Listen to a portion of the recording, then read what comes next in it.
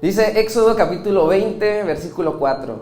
No te harás imagen ni ninguna semejanza de lo que esté arriba en el cielo, ni abajo en la tierra, ni en las aguas debajo de la tierra. Amén. Pueden tomar su asiento diciendo gloria a Dios. Sé que esta iglesia es una iglesia que le gusta adorar. Sé que es una iglesia que es buena para alabar. Y es una iglesia que ama a Dios. Pero definitivamente para poder amar a Dios, primero necesitamos conocerlo, creerle, para poder amarlo como Él desea que lo amemos. Amén. Y yo sé que, bueno, aquí tengo varios amigos. Y son amigos que son enamorados, ya varios matrimonios aquí. Un buen amigo, mi hermano Jesús, yo puedo decir que mis respetos, es un hombre enamorado. Siempre que lo escucho es como escuchar a un poeta hablar.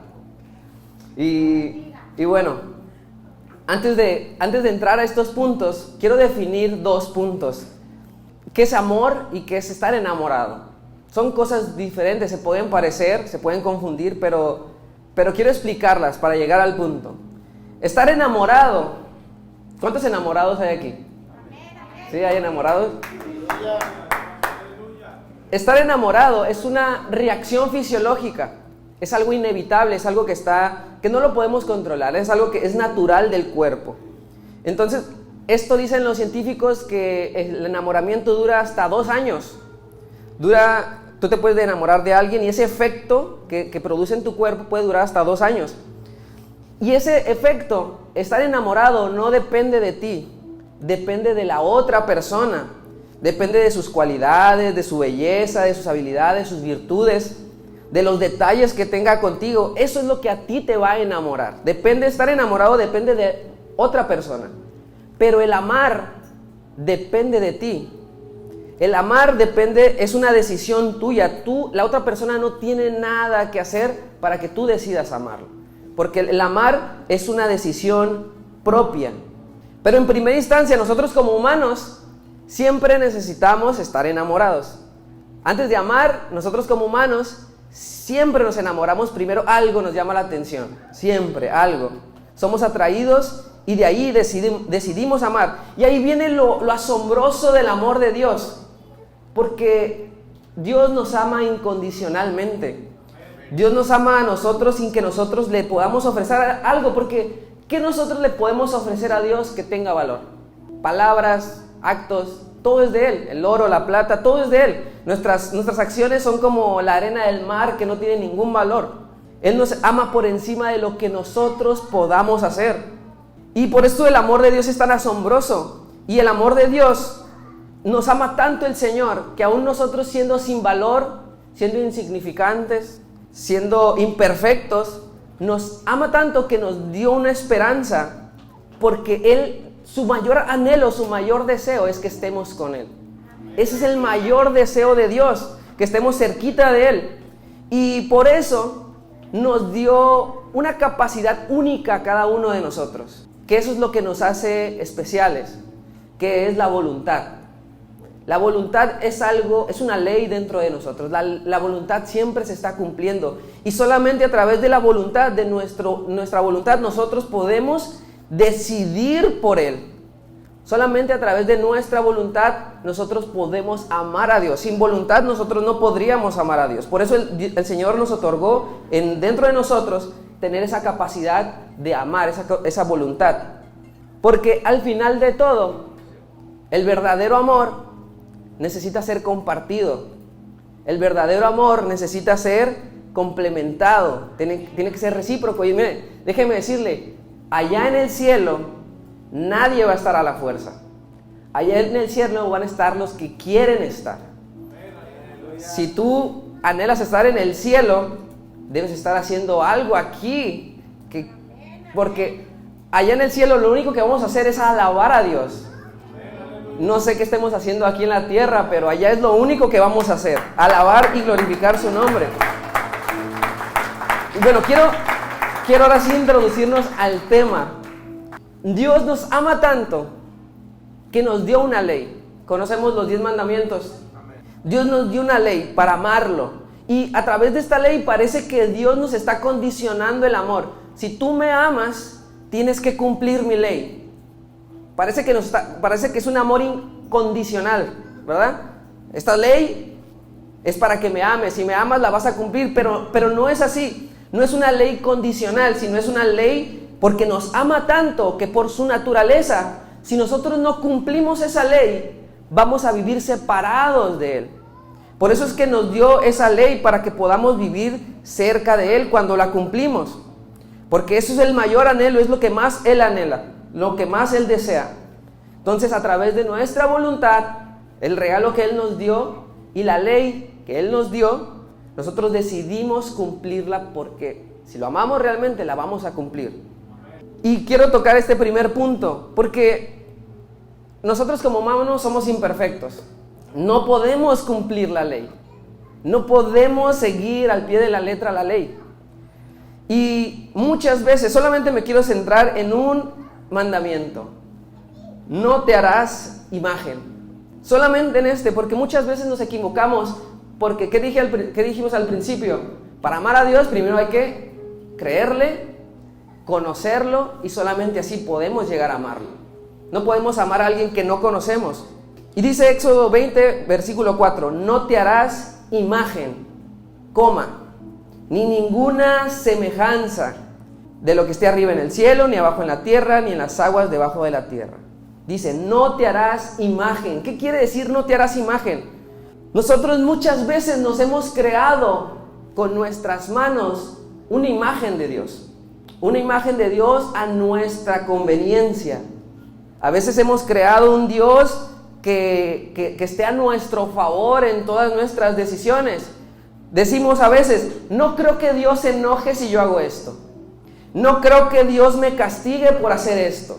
Y no es lo que nosotros pensemos, imaginemos de Él. Es lo que Él es. Nuestro Dios es un Dios justo, es un Dios santo, es un Dios perfecto, celoso, fuerte. Eso es lo que es Dios. Nosotros no tenemos que andar haciéndonos imágenes o ideas de quién es Dios. Él ya nos lo ha revelado. Él nos ha dicho quién es Él.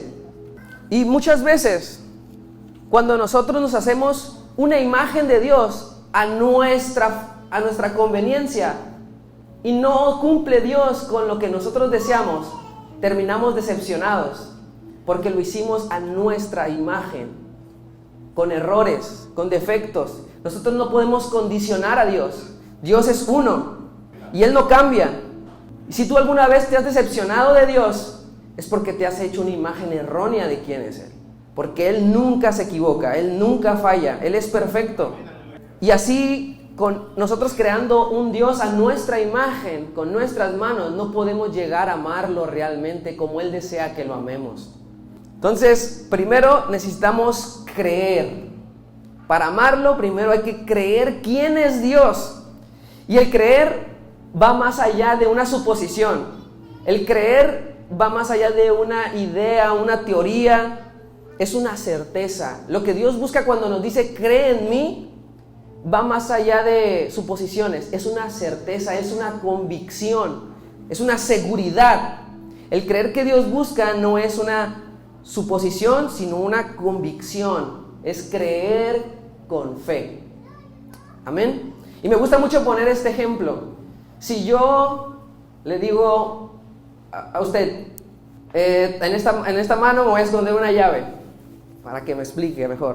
A ver, hermanos, yo no soy gritón, no soy como, me emociono, pero no soy así de los que gritan. Así que a lo mejor no se me va a empezar a dormir. Voy a intentar gritar poquito, para que no se me duerma. Si yo le digo, si su vida dependiera de adivinar en qué mano se encuentra la llave, yo me la escondo acá atrás y busco cambiarla y le digo, ¿en qué mano está? Si su vida dependiera de adivinar en qué mano se encuentra, yo le preguntaría, ¿en qué mano cree que está? Usted me diría, creo que está en esta, o supongo que está en esta. ¿Está seguro de lo que va a decidir o no? Cuando no sabemos una realidad, hacemos suposiciones. No estamos seguros de la decisión que vamos a tomar. Pero si yo le digo, la llave va a estar en mi mano izquierda, y se la muestro, está en la izquierda, Ahora, toma la decisión. ¿En qué mano está? Me vas a decir, en la izquierda. No es una suposición, ¿verdad? Es una certeza, es una seguridad, porque lo viste, lo experimentaste, lo sabes que ahí está. Eso es creer, ese es el creer que Dios busca.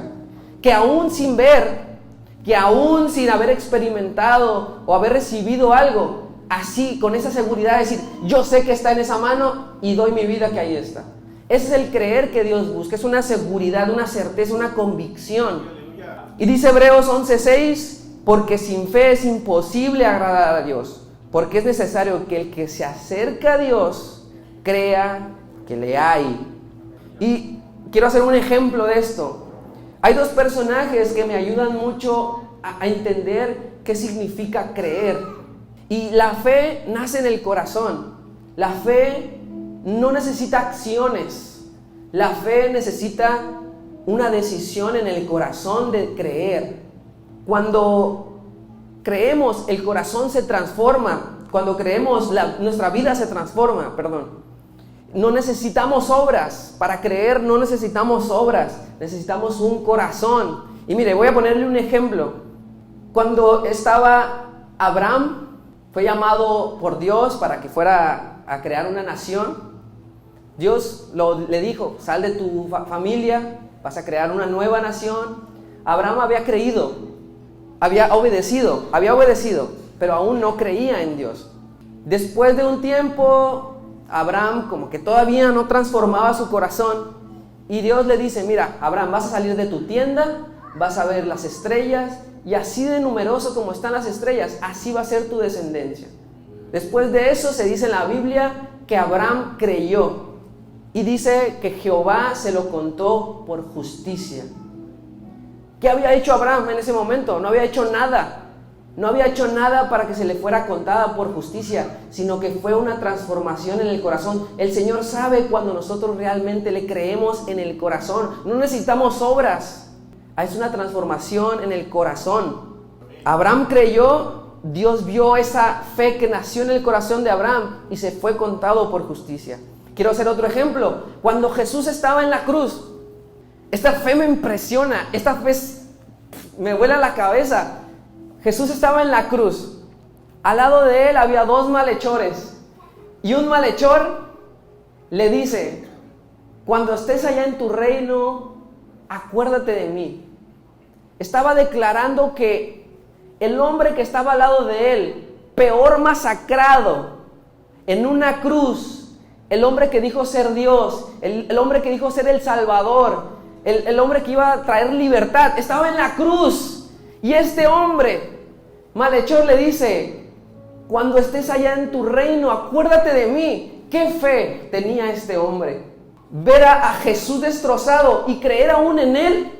¡Wow! O sea, ¿qué nivel de fe tuvo este hombre? Se dice que los malhechores que eran crucificados no eran porque eran ladrones o asesinos, sino porque eran rebeldes al gobierno de Roma. Yo supongo que este hombre había escuchado de Jesús. Supongo que este hombre conocía de la ley. Y al ver todas las profecías cumplidas y ver a este hombre, a Jesús en la cruz, creyó en él. ¿Y qué le dijo el Señor? A partir de hoy estarás conmigo en el reino. ¿Qué hizo ese hombre? Estaba estaba crucificado. ¿Qué podía hacer? Ya no podía hacer nada. Y ganó el reino, porque hubo una fe que nació en su corazón. No necesitamos obras, para creer no necesitamos obras, necesitamos fe. Pero mientras tú no tengas tus manos crucificadas, la fe inevitablemente te va a llevar a accionar. Inevitablemente la fe te va a hacer obras. Quiero contar otra historia para explicar cómo es que debemos de creer a Dios y cómo es nuestra evolución de creer a Dios para que lo podamos amar. El Señor constantemente buscó revelarse a sus discípulos. Y hoy nosotros tenemos la revelación, hermanos. Yo estoy segurísimo que tenemos la revelación del Señor Jesucristo, que Él es Dios. Nosotros tenemos la verdad. Usted debe estar seguro y pleno de que tenemos la verdad. No tenemos a tres dioses. Tenemos uno solo que se manifestó en carne. Siendo todo Dios, vino a la tierra para traernos libertad. Esa es la revelación de Jesucristo en nuestra vida, que trae transformación. Y eso era lo que Jesús quería que sus discípulos entendieran. Jesús caminó con sus discípulos, pero voy a enfocarme en dos personajes muy controversiales. Seguramente usted los ha escuchado, Pedro y Judas. Jesús los amaba, Jesús los había elegido, los eligió sus discípulos, y ambos estaban en el proceso de conocer a Jesús, de creer en Él y poder amarlo. Ambos caminaron con el Señor, ambos lo traicionaron, pero Jesús nunca los criticó en ese proceso. Él los amaba. Jesús deseaba que ellos entendieran quién era Él. Judas lo entregó por 30 monedas de plata. Pedro lo negó por miedo. Ambos, Judas, Pedro y muchos de sus discípulos, estaban en oscuridad. Cuando la Biblia nos habla acerca de la oscuridad, cuando se cuenta un momento de oscuridad, significa que no comprendían, estaban cegados de no saber quién es Jesús. No sé si se acuerda, cuando Nicodemo se fue con Jesús a buscarlo, ¿cuándo fue que lo fue a buscar? De noche. No sabía Nicodemo estaba asombrado por sus maravillas y quería saber quién era este hombre, pero no lo conocía, aún estaba en oscuridad. Cuando María fue a la tumba, recuerda cómo estaba el ambiente antes de que María llegara a la tumba. Aún estaba oscuro. María aún no había comprendido quién era el Señor. Judas, ¿recuerda cuándo fue que Judas entregó al Señor? De noche. ¿Recuerda cuándo fue que Pedro negó al Señor? Aún era de noche. Estaban en oscuridad. Ellos aún no tenían la revelación, no habían comprendido quién era Jesús. Y muchas veces criticamos a Judas muchas veces criticamos a Pedro de decir, ¿cómo Pedro se atrevió a negar al Señor?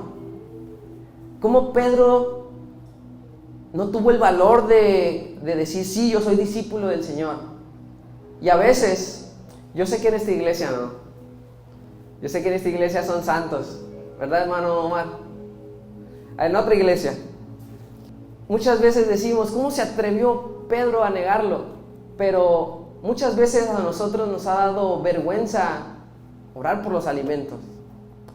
¿Cuántas veces nos ha dado vergüenza compartir una bendición con alguien que vemos que la necesita?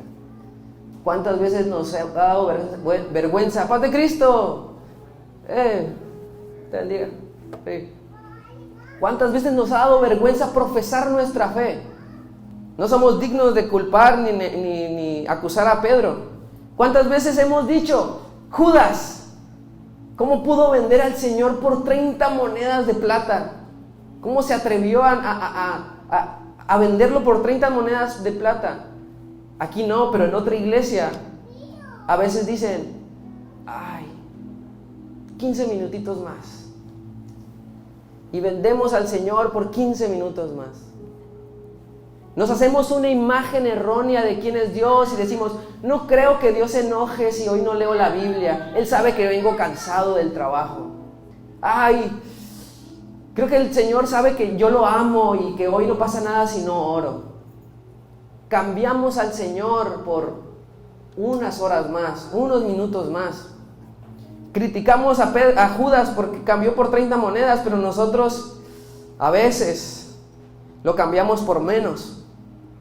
Cuando Judas traicionó al Señor, lo vio a los ojos. Cuando Pedro negó al Señor, antes lo vio a los ojos. Se cuenta que estaban en el patio, el Señor estaba arrodillado, Pedro estaba de este lado en el fueguito, y dice que el Señor lo volteó a ver. Se vieron. Ambos lloraron. Judas regresó al templo llorando. Ambos se arrepintieron. Judas llegó y lo primero que dijo es, he cometido un pecado. Entregué a un hombre inocente. Estaba arrepentido. Ambos lloraron, ambos se arrepintieron, pero solamente uno supo regresar al lugar correcto. Solamente uno empezaba a comprender quién era Jesús. Judas, cuando regresó al templo a regresar las monedas, Judas estaba arrepentido, pero Judas no había comprendido a dónde debía de llevar ese arrepentimiento. No había comprendido a dónde debería de acercarse a arrepentirse. Y muchas veces hemos tenido a muchos Judas en nuestra iglesia. Muchos Judas que han traicionado al Señor. Hemos tenido a muchos Judas que se han equivocado, que han cometido errores como nosotros y que no han comprendido quién es Jesús en nuestra vida y que por esos errores llegan a un lugar equivocado. ¿Y qué es lo que reciben? ¿Qué le dijeron a Judas? Allá tú te las arreglas. ¿Qué hizo Judas? Se frustró porque él vino a un lugar a pedir perdón, arrepentido, y no lo recibió. Sabemos que después de ahí lo que hizo Judas fue suicidarse, acabar con su vida. Hay muchas versiones de cómo fue, pero Judas tomó una decisión incorrecta porque no había comprendido quién era Jesús. Muchas veces ha habido Judas que han venido, se han ido, regresan y no han sido bien recibidos. Y su final es que han perdido su vida. Perdieron su vida por no haber tenido un lugar donde refugiarse. Es muy necesario que nosotros seamos ese lugar seguro para los Judas, que podamos presentar la revelación de Jesucristo, realmente quién es Él, para que puedan doblar sus rodillas ante Él y recibir el verdadero perdón de sus vidas. Yo creo, me imagino, porque esto no está en las profecías. Estaba en las profecías que iba a haber un personaje que iba a traicionar a Jesús. Eso estaba en las profecías. Pero en las profecías no está que ese hombre tenía que acabar con su vida. Yo creo que la historia de amor de Jesús con un hombre iba a ser la más grande con Judas. Yo creo que iba a ser la historia de amor hacia un hombre impresionante que nos iba a tocar el corazón. Pero Judas tomó la decisión incorrecta. Judas no supo dónde refugiar su arrepentimiento. Pedro fue el otro que lo traicionó. Pedro era un bravucón, hablador, violento. Y a la hora de la hora se acobardó. Y nos muestra que Pedro era ignorante acerca de quién era Jesucristo. Pedro tenía la teoría. Pedro sabía, tenía la teoría, pero no la vivía. Hay un momento donde Jesús les pregunta a sus discípulos: ¿ustedes quién dicen que yo soy? Pedro dice: tú eres eres el Cristo, el Hijo del Dios viviente. Pedro sabía, pero no había vivido en fe por esa revelación que él estaba teniendo. No lo comprendía. Y hubo un momento donde Pedro y los discípulos estaban pescando y no habían pescado nada. Y Jesús desde la orilla les grita: vuelvan a echar la red. La volvieron a echar, la red se llenó de muchísimos peces. Y Pedro, sorprendido, le dice: Señor, sabe que hay algo en Jesús. Le dice: aléjate de mí, gracias, porque soy hombre pecador. Pedro no estaba comprendiendo quién era Jesús. No tenía la revelación. Les dice: soy hombre pecador, aléjate de mí. Pero después de la muerte de Jesucristo, su resurrección, se les volvió a aparecer. La tercera vez que se les apareció, Pedro y los discípulos estaban en la misma situación. Estaban pescando y no habían pescado nada. ¿En dónde? Ellos cuando pescaban salían en la noche.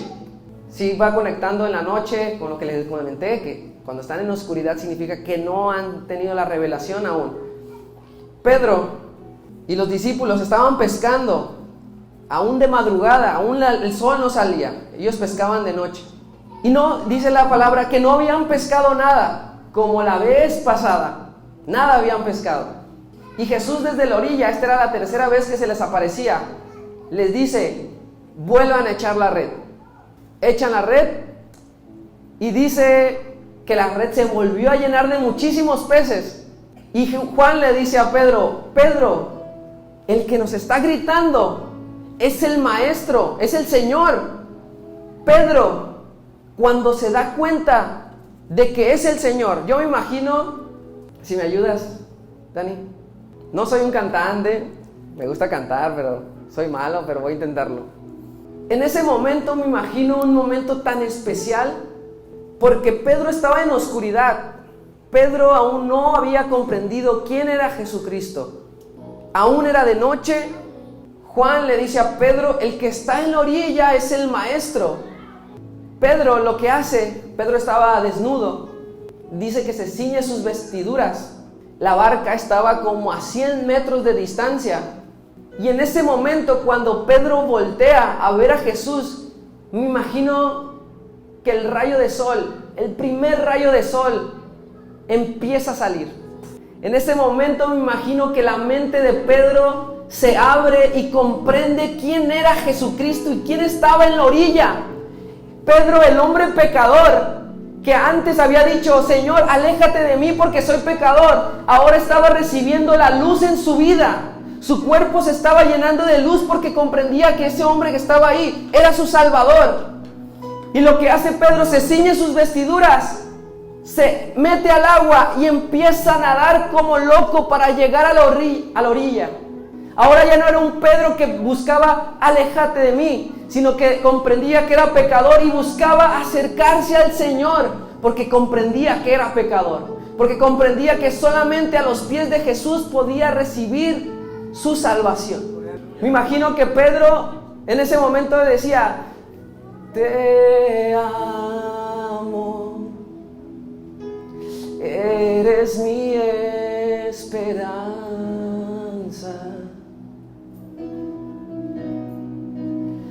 Salvador, tómame, aquí estoy.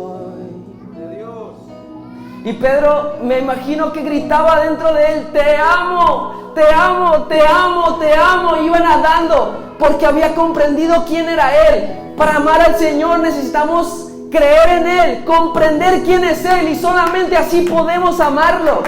Pedro estaba comprendiendo quién era el que estaba en la orilla.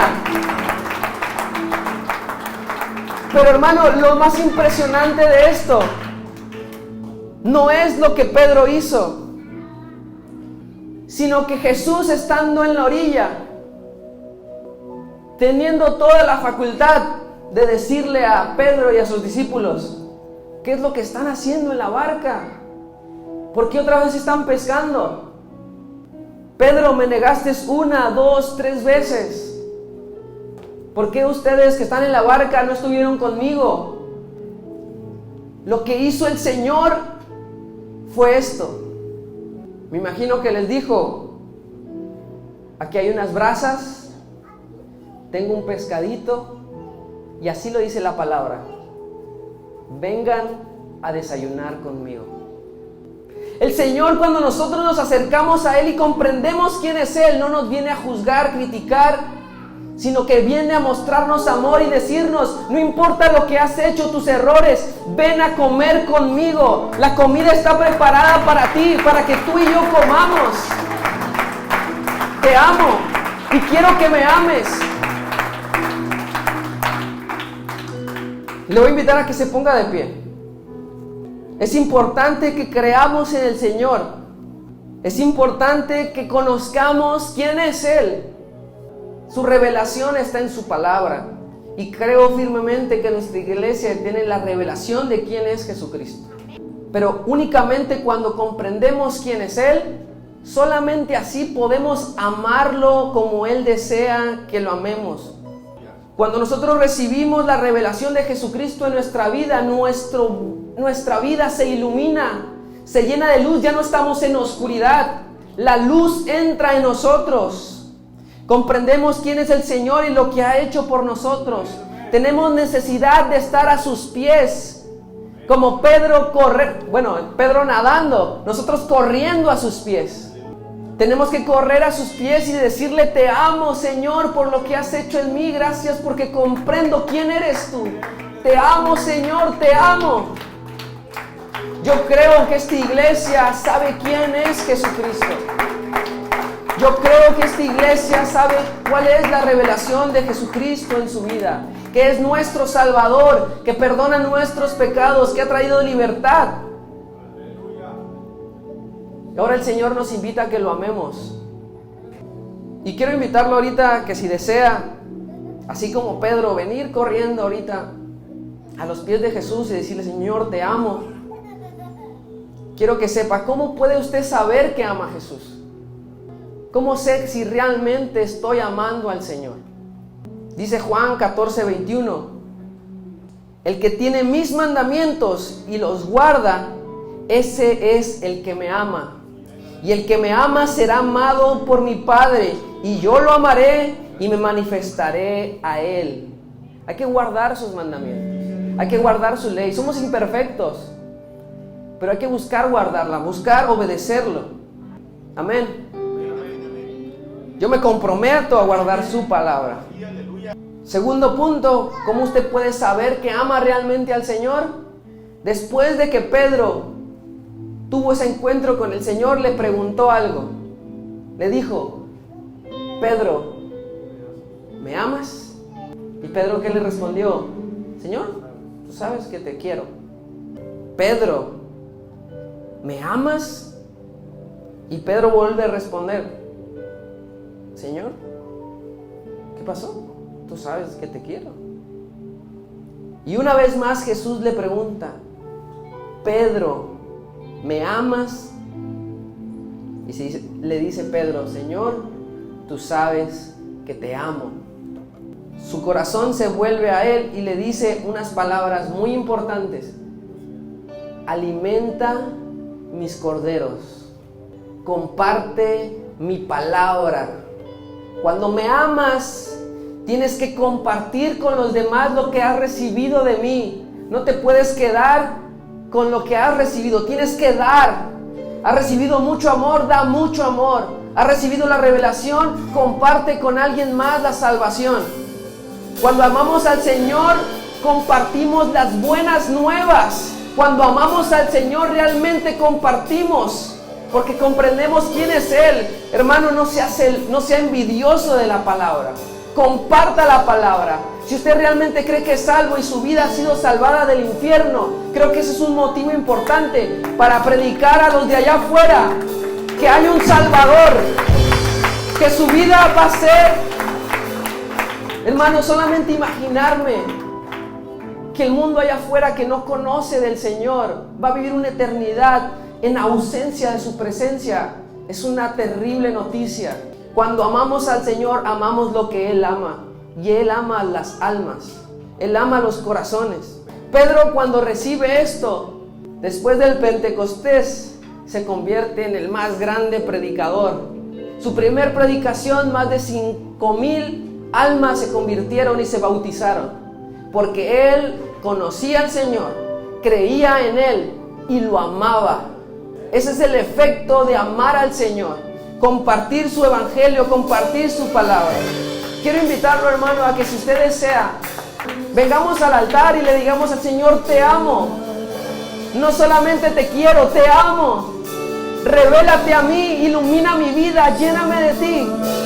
Hazme comprender quién eres tú. Quiero amarte como deseas que yo te ame. Y le digamos: Señor, te amo. Te amo, te amo. Te amo.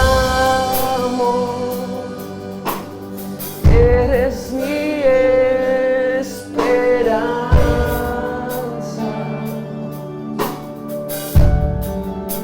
Salvador, toma